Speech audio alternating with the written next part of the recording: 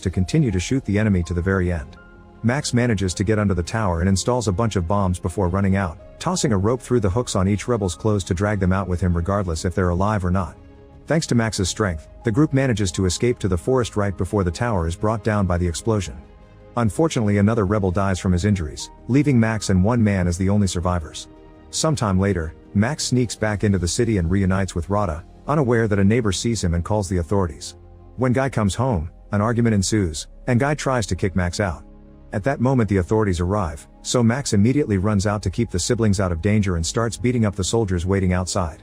He's quick and efficient, but unfortunately Chachu takes Rada hostage and Max has no choice but to surrender. Afterward Max is thrown in jail with a bunch of prisoners, including Zeph and the guy with the metal arm.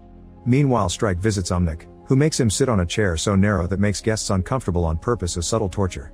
Since Umnik is in charge of the re-education program, Strike wants him to release Max so he can study him, and they discuss a deal. However, after Strike leaves, Umnik sees Max's profile and learns he doesn't have seizures.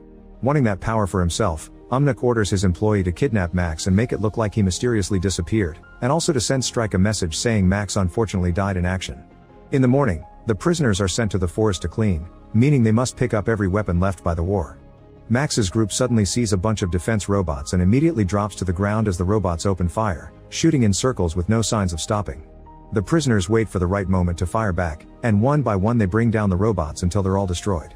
Then the group continues to search the area, and Zeph teaches Max about the creature he saw when he arrived. He says they're dangerous mutated humans and should be killed on sight or they'll be killed first. After wandering for a while, Zeph suddenly falls into a hidden hole, so Max jumps in to help him. They discover a series of underground tunnels and start walking through them until they find an old abandoned facility. After noticing a beast sneaking around in the shadows, they turn on the power and find some old equipment. While they get distracted,